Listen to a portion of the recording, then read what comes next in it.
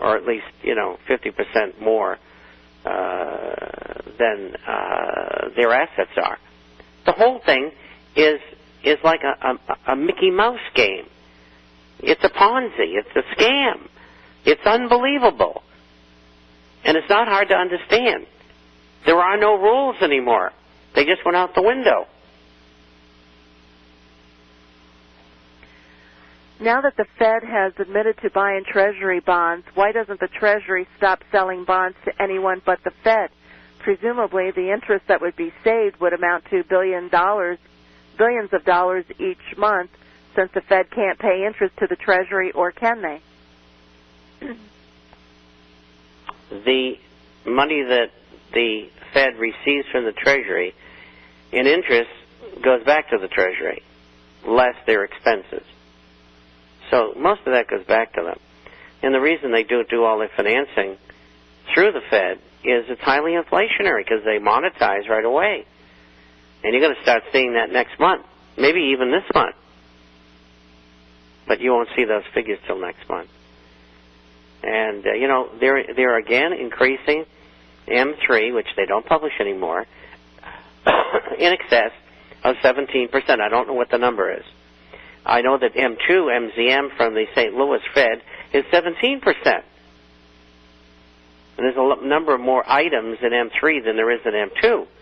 So, is it 18? Is it 20? I don't know, but it's certainly a lot. England, 18.8%, up from 17.2 the previous month. So, we're going to have, as they say in French, beaucoup inflation.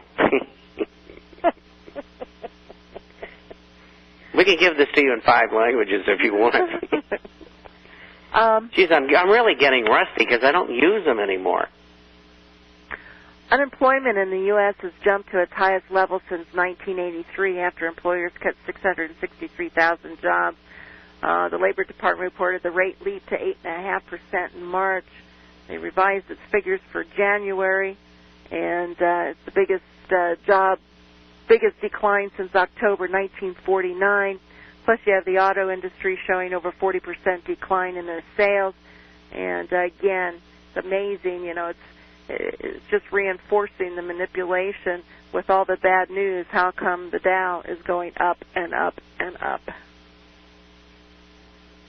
Well, there's only one plausible explanation. Yep. If the market had gone from 6,600 on the Dow to 7,200, I could understand that. It's a bounce. For it to go to 8,000, it's manipulation. There's no question. The earnings aren't there. There's nothing there except terrible news and a bunch of buffoons running around on a stage over there in England. As the head of the Illuminati, the Queen of England blesses them. Of course, it was a satanic blessing. But anyway, there's no rhyme, no reason.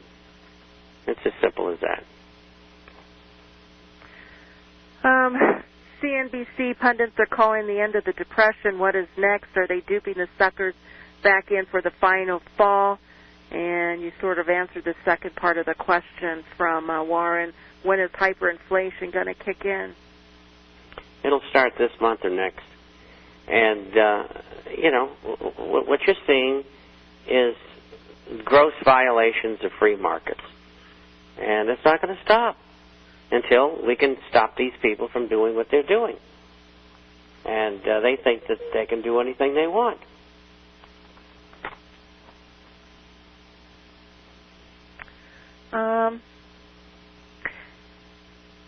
Here's Dan. He has an observation. This is Dan. He says, in order for a country to have a financially vibrant and healthy economy, it must eternally produce the resources to satisfy its citizens and export assets and resources to other countries, which results in surpluses in their monetary units. When we step back and take a big picture look at what is going on around us in this country, we see a massive destruction of the industrial base through outsourcing, declining agricultural base through the destruction of credit markets, and no significant investment in emerging technologies an unfavorable tax environment for investment in the productive capacity. When you look 5 to 10 years out, he sees a demoralized, bankrupted, poor country, more like the New World Order agenda than a industrialized, recapitalized, and resilient country. Absolutely correct. Beautifully put. Yeah. Well written, and we thank you very much. I certainly could not have said it better. And that's where we're headed. Yep. And that's why I was talking earlier about children and grandchildren. I mean, we're leaving them nothing. College graduates coming out of school, they can't get any kind of a job. I mean, they can't even get one for $10 or $12 an hour. And one of the reasons for that is the 30 million illegal aliens in the country. When hyperinflation, speaking of illegal immigrations, I got an email on, and I saw it just prior to the program, how in New York there was at least 13 people have been shot dead, including the gunman, and another 26 wounded at an immigration services center in Binghamton, New York. And the question is this another attempt to curb the gun sales and eventually collect, all more restrictions? Yeah, I think that might be what it's about. The first thing we got to find out is was the Asian who did this, and this was a immigration center. Yes. Where they go to become citizens. Yes. And I don't know what the thinking behind it was, but we'll find out, maybe. And find out if he was on any of these mind-altering drugs. Because that's how they do these people. They get them goofy, and they go off and do goofy things. I mean, normal people don't do things like that. And anyway, we'll find out when it comes.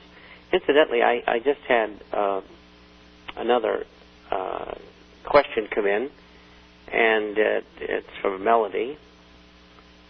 How exactly does the government rig the stock market? Today it should have been way down on the job loss news. They're using our tax money, our bailout money. When will this manipulation end? Oh, that's a crystal ball special. And I've learned a lot from your newsletter and want to thank you for all your hard work. Well, thank you, Greg. But anyway, how they're rigging it is very, very simple. They use derivatives. They use these averages that represent the stock market. They're called spiders and S&P options and NYSE options and all sorts of highfalutin sounding names.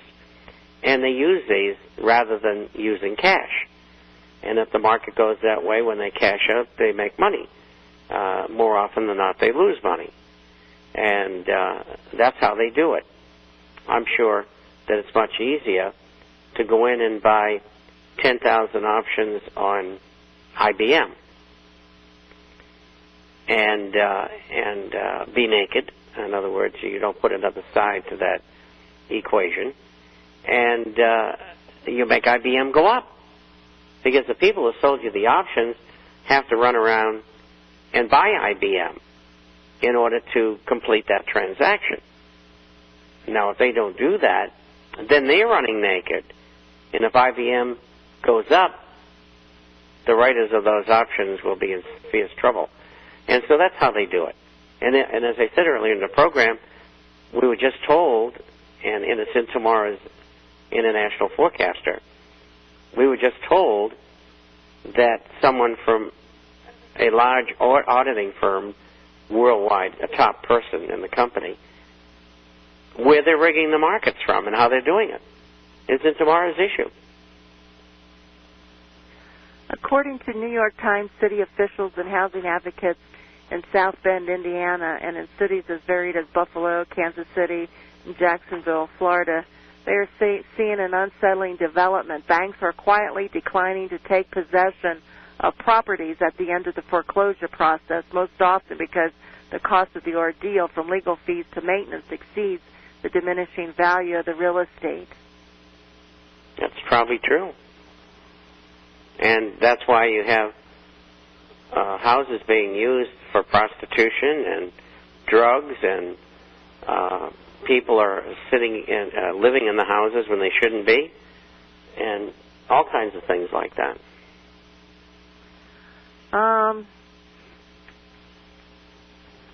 AIG CEO Greenberg said that under his watch, AIG was fully under control. However, after he left, all the improprieties commenced.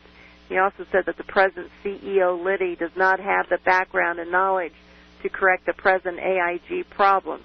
He left AIG only 4 years ago, and he would think that the roots of these problems would have started under his watch.